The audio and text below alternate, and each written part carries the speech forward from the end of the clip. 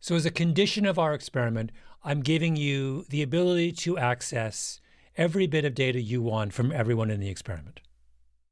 Yes, I would like that. And I know that sounds crazy, but I'm going pie in the sky, like you said. Yes. No, you get that. Request granted. I'm the czar of the magic wand. I've granted you that request. Experiments come in many forms. There are natural experiments, experiments based on observations from the real world, thought experiments, where we game out a problem and its potential solution in our heads, and formal experiments, the ones that scientists design and perform in the laboratory. But there's another type of experiment, my favorite kind of experiment, the magic wand experiment, where I call up the smartest people I know and ask them to think big, to give me the experiment of their dreams. Because remember, we are changing this environment because you're giving me all this money. Yeah, I'm giving you unlimited money. Unlimited money. Elon Musk money. I'm letting you go nuts. I'm letting you, this is a magic wand. The poet Homer invented the magic wand in his Greek epics, the Iliad and the Odyssey. The god Hermes used a magic wand to make people sleep. Athena used it to make Odysseus old and then young again. Circe used a wand to turn the crew of Odysseus into pigs. Then, for a few thousand years, not much magic wand action. Until now. When all of us at Revisionist History have decided to revive the magic wand for the greatest of all forbidden pleasures. Nerdy experiments. My name is Malcolm Gladwell. Welcome back to Revisionist History, my podcast about things overlooked and misunderstood. To kick off this season, we've asked scientists, what if you could design an experiment without considering any financial, logistical, ethical, practical constraints? The experiment that allows you to answer the question that could never otherwise be answered. The experiment so far-fetched, so fantastical, so offensive, that you don't usually even admit that you want to do it. Unless someone calls you up and says, "Oh, come on."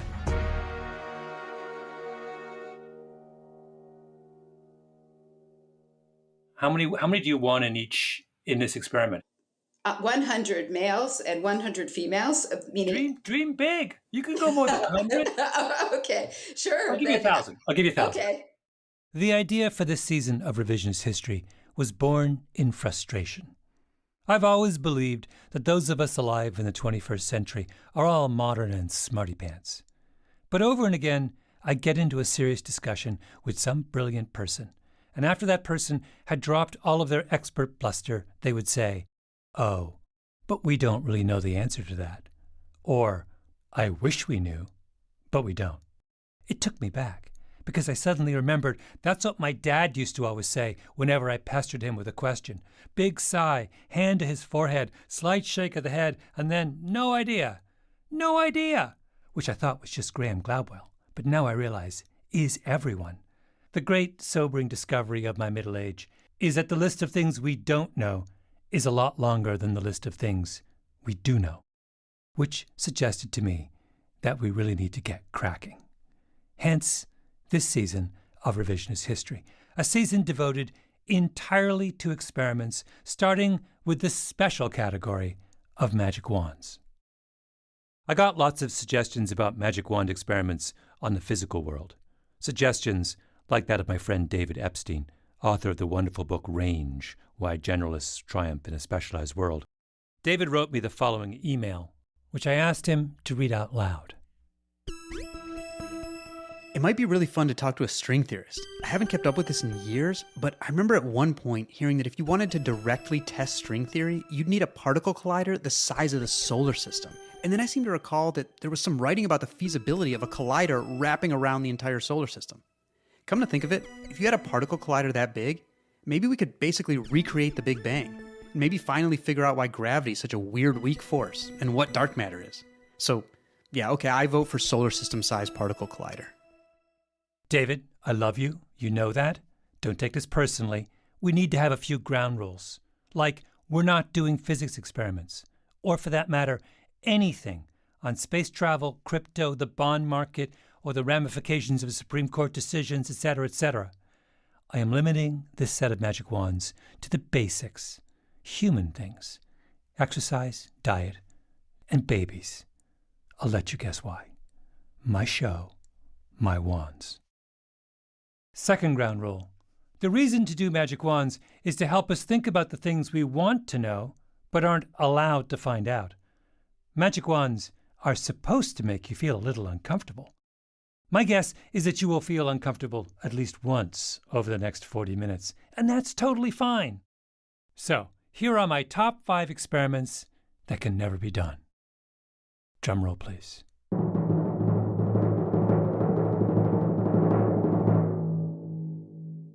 We begin with the penis test. This was the idea of Harvard University child psychologist Joyce Benenson. She's the author of a deeply fascinating book called Warriors and Worriers. Here's what she would do with her magic wand.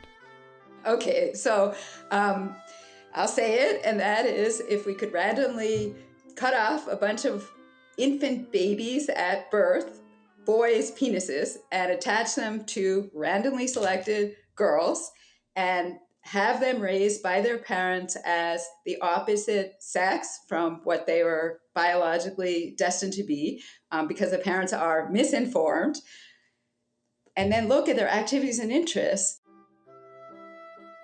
We removed the penises of one group of boy babies, babies born with XY chromosomes. We attached those body parts to a group of newborn girls, the double X chromosome babies. So the parents of the boys assume they're raising girls and vice versa. Remember, this is all with a magic wand. No one's suffering. Or are we socializing them with our controls, with boys with penises and girls without? Okay, well, just to be as clean as possible, I would keep them just with one another. I would isolate them so there's no other influences. That to me would be just the strongest one. I think it would be a beautiful experiment. What Benenson wants to test is the impact of parenting on gender identity. It's really hard to untangle nature and nurture.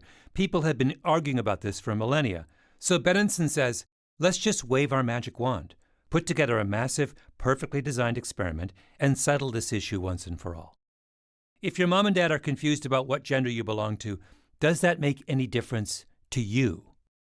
Benenson has been researching the behavior of children for more than 4 decades, and she's pretty sure what the answer is. She thinks that if you take boys and raise them as girls, nothing's going to change. Remove the penises, dress them in pink, none of that will alter their behavior. Those would be the ones engaging in rough and tumble play. Those would be the ones who would be punching each other and competing to show they're the best. They would be the ones who love transportation vehicles and weapons. As for the girls, Benenson says calling them Johnny and giving them baseball caps isn't going to change anything. The one with the penises, right, who are actually XX females, they would be much more concerned about their survival. They're taking care of either the dolls or the actual babies. They're cleaning and making sure hygiene is better. They're cooking, either real or pretend. They're doing the kinds of things that anybody who goes into a preschool sees are not socialized by anyone, but naturally occurring. And you would see the division so that in this case, the ones with the penises would be crowding around the sink and crowding around the stove and the baby dolls and dressing up. And the ones without the penises would be jumping on top of each other's heads and competing to throw the best arrow or paper airplane or whatever it is. Parenting does not override biology. That's what Benenson already believes. So why do the magic wand if she already knows the answer? Because we don't just do experiments to learn the truth. We also do experiments to persuade others of the truth. In this case, to persuade the legions of neurotic North American parents who believe that it is their own practice and attitudes that shape their children's fundamental nature.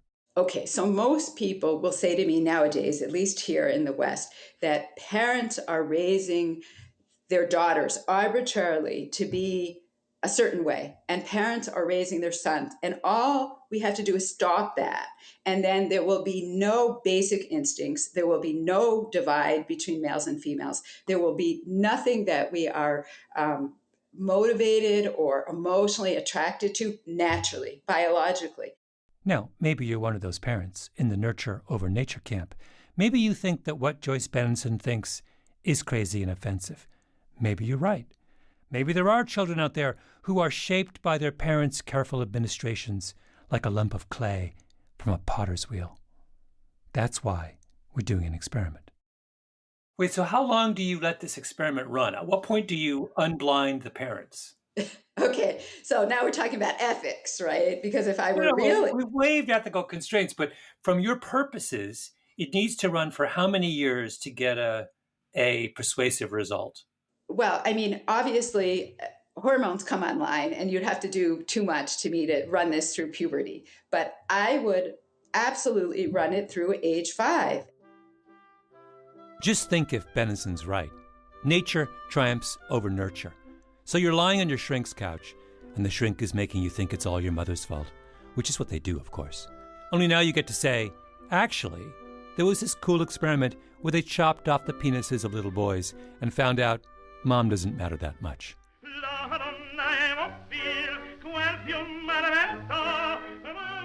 Have I shocked your delicate sensibilities?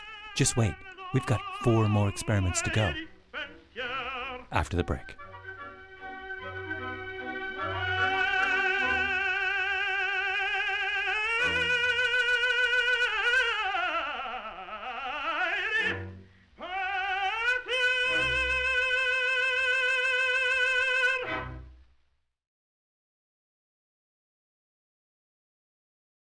Okay, we're back. On to our next impossible, possibly unethical, but super interesting and useful experiment. The magic wand of New York University psychologist Adam Alter. I had a lot of internal debate about whether to include this one because Adam happens to be a very good friend of mine. So I worried it would look like favoritism. But then I thought back to the first 6 seasons of Revisionist History and decided it's a little late in the day to be raising journalistic standards. Kidding! Okay, so what I want to do is I want to go to every hospital in the country, every maternity ward, and when every baby is born, some person randomly walks around and puts a little sticker on the baby's forehead, and the sticker determines which condition the child will be in for the first, let's say, 50 years of life. Okay, yeah, no, you have a magic wand. Let's be modest about it. You have a magic wand, you're allowed to. 50, okay, 50, 50. Yes. It's a 50-year experiment. Yeah. And what we're going to do is, based on the color of the sticker, we're going to assign kids to different conditions of exposure to screens and social media, and we're going to track their progress across the lifespan, across those 50 years or even longer. Alter wants to do this because he points out that we basically have no idea what the long-term effects of screen time and social media are. Hence, the Alter screen test. There are 2 camps right now. There's a camp that thinks that social media, screens, all the concerns about those are a moral panic. There's nothing to be concerned about. And then there's another camp that thinks this is really a serious concern. What are all the things we're looking for? The thing that I want to know, number one is it bad for your well-being? Are you less happy? Do you have a less meaningful life? Are you less connected to other people if you have access to screens throughout your life? And how much is a problem? Is 1 hour a day okay? Is 3 hours okay? Is 5? I'm sure there's a point at which it becomes problematic. There's some evidence that your ability to distinguish subtle facial cues that show, say, the difference between fear and sadness comes from spending a lot of time as a kid, as a very young kid, looking at people face to face. So I would like to know, do kids who spend a huge amount of time in front of screens never develop those capacities? Is there a critical period where if you don't develop them young, it becomes very hard to develop them later on? And I think there's some evidence to suggest that.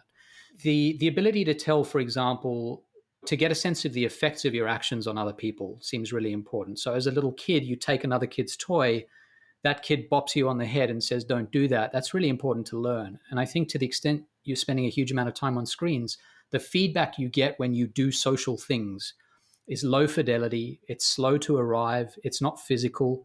And so I think these kids are going to learn social things less quickly. And I think that might be problematic as well. So that's the early part of life. As we get older, I mean, you just have to talk to parents of teens. And even to the teens themselves. And they'll tell you, I am less happy because I have access to social media. A lot of teens will tell you this, and their parents will say the same. And so I'd like a sort of harder-edged way to measure that. What does that exactly mean? And is it because you're exposed to the best 1% of everyone else's life that you become less happy? Or is there something else going on? So those are the kinds of questions that I'd want to know about teens in particular. What's interesting about Adam Alter's magic wand is that it runs counter to the penis test. The penis test has the potential to absolve parents of all blame. Alter's experiment has the potential to make you feel really, really bad about a decision you made for your children. There's no middle ground with magic wands. There is only euphoria on the one hand and a mountain of guilt on the other.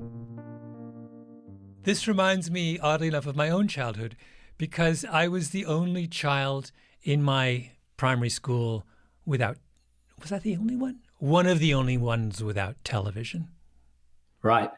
So I was the child who was listening to these conversations about things that I'd never heard of, these television shows which meant nothing to me, who the pattern of my days was completely different from everybody else's. So I sort of get how that works. And just see how I turned out. Needlessly provocative, irrationally obsessed with running, a delightful podcast host. You see what I'm saying? Was it because I didn't watch television until I went to college? We just don't know. You know what we need to give them? Are old school Blackberries. Yeah. So it's a phone, it's email, and that's it, right? Yeah. So we're basically talking about creating a Blackberry generation alongside an iPhone generation. And we're controlling for the nature of their phone and observing the outcome. Yes. No one is happier, by the way, with an experiment that brings back the Blackberry. BlackBerry, as I'm constantly reminding people, was made in my hometown. My tagline on my old BlackBerry emails was, "There's no school like old school." Oh man, I miss the simple pleasures of driving down the highway, rocking out to the latest Nirvana album on my CD player, while scrolling through my emails on my BlackBerry with my free hand. My son started kindergarten. He's 5. And for the first time, he got an iPad to take home. All of his little friends have got these screens. And so they talk about the things they do on the screens at the end of the day. And I think that's a completely different thing, how it's changed the way he's interacting with all these little kids versus what it's like to get him off the screen at the end of the day. I think both are interesting questions. Yeah.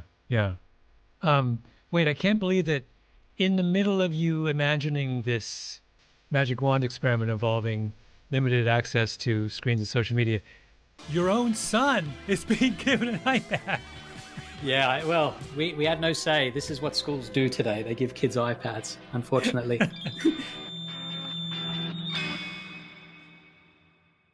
Okay, we have the penis test. We have the alter screen test. Next up, Nancy Siegel, who teaches at Cal State Fullerton and studies what she calls scientific treasures. Twins. Twins are catnip for psychologists, and no one loves a twin more than Nancy Siegel, who is also herself a twin. Now you might say, aren't identical twins, in effect, nature's magic wand? A little bit of genetic wizardry that lets us see things we would never know about otherwise. Absolutely.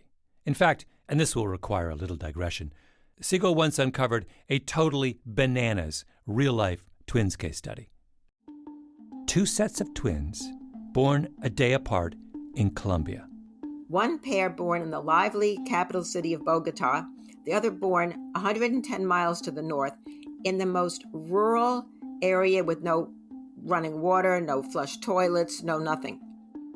One of the little boys up north was very sick, so at day 1 or 2, his grandmother brought him to the better hospital in Bogota, where he was switched with one of the twins in the other pair. So this is an extraordinary double switch case. So you had 2 sets of boys who were identical twins to somebody else, but growing up together thinking they were fraternal twins. So you can look at the unrelated pair. This is somebody that person A was raised with, so twin B was unrelated to him. But then remember, twin B has an identical brother somewhere else that person A was never raised with. So how similar are you to somebody you're unrelated to but raised with, but unrelated to and not raised with? So that was something I addressed in my book, because I had that, and that was completely unique. Unique. The Bogota twins, how did they discover the error? Oh, good question. The boys up in the north moved down to Bogota to make a living. They became butchers in a local supermarket. Actually, Bogota's a big city. It wasn't so local, but a friend of one of the other guys who was raised there went into the butcher shop, and she thought, Jorge, what are you doing here? And he said, my name is William. And she could hardly believe it. So she took a picture of William, showed it to her friend Jorge. And Jorge, of course, is a twin, right? He thinks he's a twin to this guy, Carlos. And anyway, they sat on it for a while, but then Jorge went online and he saw himself in clothes he knew he didn't own. And he saw someone next to this guy who looked just like his twin brother, only it wasn't his twin brother. And they met, they got together, and of course they were all in shock, particularly because the one guy who was raised in the city knew that if things had gone right, he would have been raised in a very rural area, and he's someone who enjoyed the city. And the guy up in the north, who should have been raised in Bogota, was desperate for education, wanted to learn, and had no opportunities, never went past the 5th grade. So there were some tensions in the beginning, but actually I will say that these 4 boys are the most gracious and loving of any of the switched at birth families I've encountered. They call themselves a group of 4. They make decisions together, and any differences they had, I mean, it was not their fault. These things just happen sometimes. They get along beautifully now, all 4, all combinations of twins. What an incredible story. Now, could you imagine a magic wand replication of that real-life experiment? Sure. But Siegel has a better idea, a bigger idea. This is a new buzzword in the twin world, biracial twins. What are they? They come about naturally when an interracial couple marries and has children. So let's say you have a Caucasian mother and an African-American father. So the children are really both biracial, but given the way that the genes segregate, one child looks very Caucasian and one child looks very African-American. Now, these are fraternal twins, so you're not controlling for the genes. What I would like to do, if I could, would be to have a set of identical twins and have them look exactly the same, except that one would look Caucasian and one would look African-American, or one would look Asian and one would look Hispanic, but still raise them together and just see what their different life experiences are like and how that would impact in their development. And I got this idea because I've had fraternal twins in my classes at the university who are these biracial fraternal twins, and they've told me they have very different life experiences. But again, you're not controlling for the genes. So if you had monozygotic or identical twins like this, I think it would really show us in a new way. And this is what information we don't have. So the magic wand we have to wave here is to take identical twins and make them not identical in their skin color. Exactly.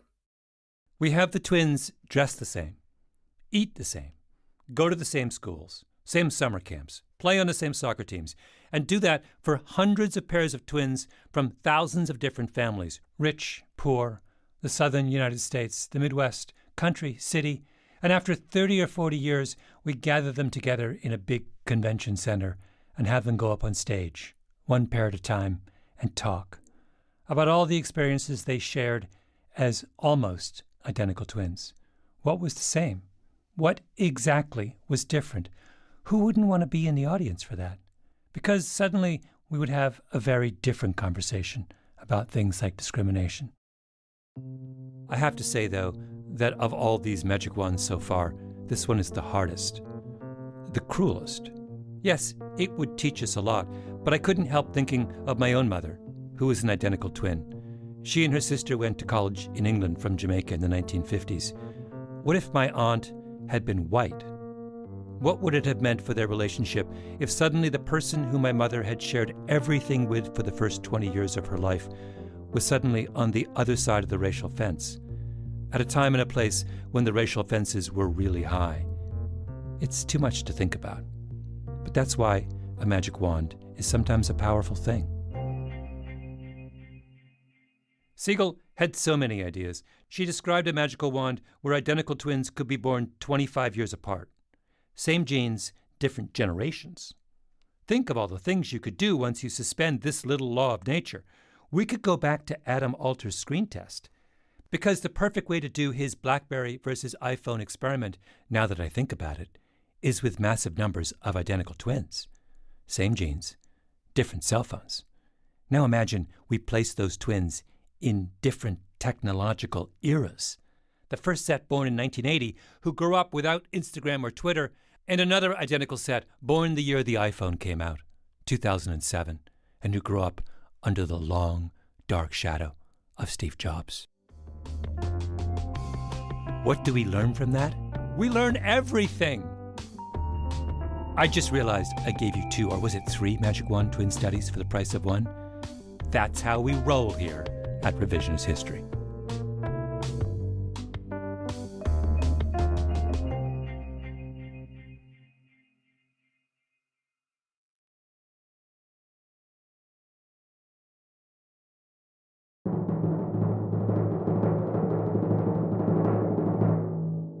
We've done the penis test, iPhone versus BlackBerry, multiracial twin studies, and now the magic wand has been passed to Stella Volpe, a nutritionist and exercise physiologist at Virginia Tech University. How did you get to me? Because can I just tell you, I see this email from Malcolm Gladwell in my inbox, and I was at a conference, and I said to my friend, okay, this is real. I think this is the real Malcolm Gladwell. Yes, this is the real Malcolm Gladwell. And Stella Volpe's experiment was my very favorite. Her premise is this: Americans are getting less and less healthy. We need to try new strategies to change that. So for her magic wand, she divides the United States in half. One half is the control group, which continues life as ever, eating Doritos and watching Netflix.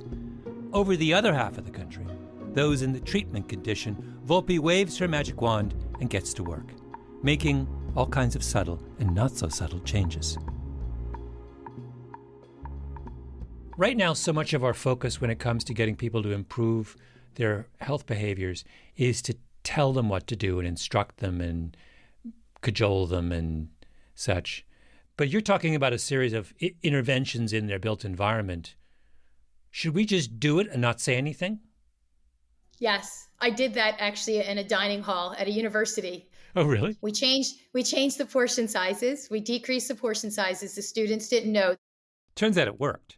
The students in Stella Volpe's stealth small portion cafeteria didn't gain the freshman 15. The students in the control group did.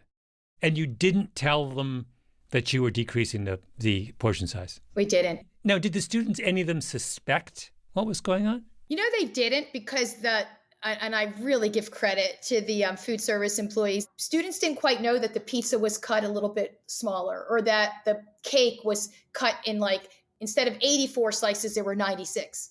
So this is what we had to work with the food service folks to do, and they were amazing. So Volpe's magic wand experiment is also a stealth operation. If you're in the experimental half of the country, you wake up one morning and you find a lot of the elevators are gone. What's your elevator threshold? So if I live in Manhattan in a 20-story building, you're not going to make me walk up. But what's the point at which I get to use an elevator if I'm otherwise unencumbered? Right. 3 stories? 4? I'm going to say 6 stories. She wants to swap out hard chairs in offices for bouncy balls, give kids standing desks in the classroom, put a quarter mile between a parking lot and the building it serves, give grocery stores a makeover. Yeah. Wait, Stella, I just had a good idea.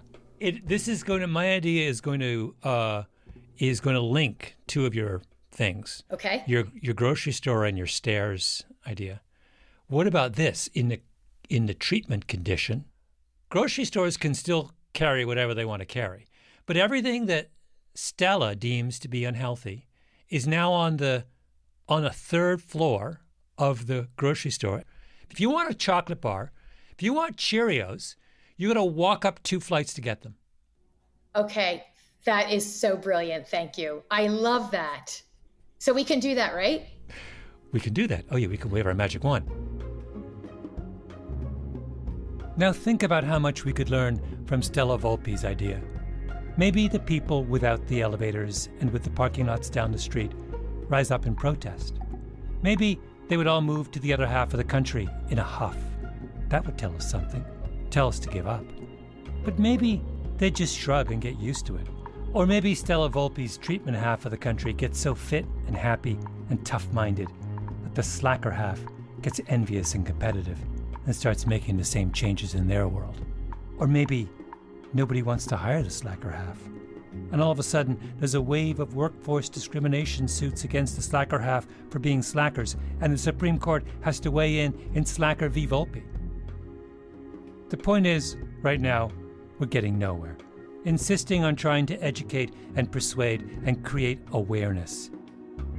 Maybe it's time for us to admit that all this talking does nothing. We just need to do stuff.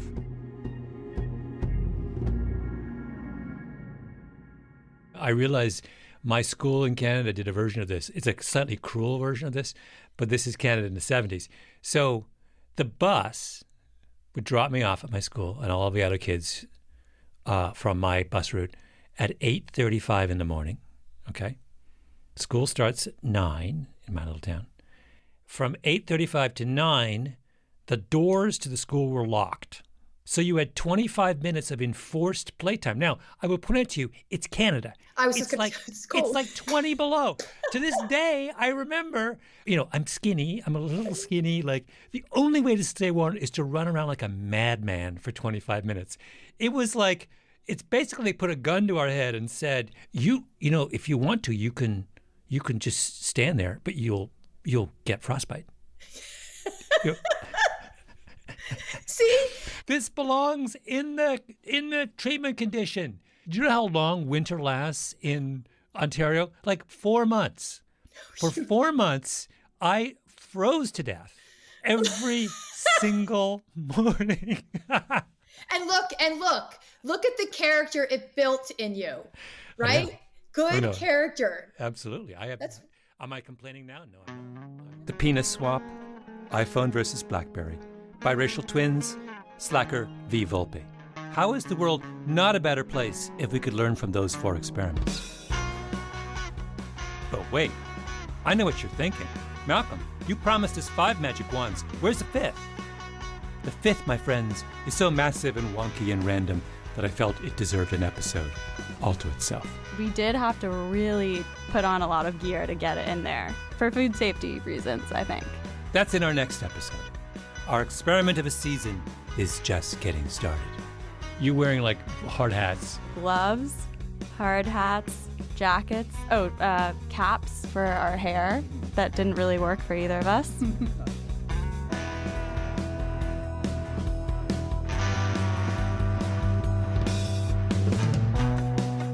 Revisionist History is produced by Eloise Linton, Lee Mengistu, and Jacob Smith, with Tolly Emlyn and Harrison Vijay Choi.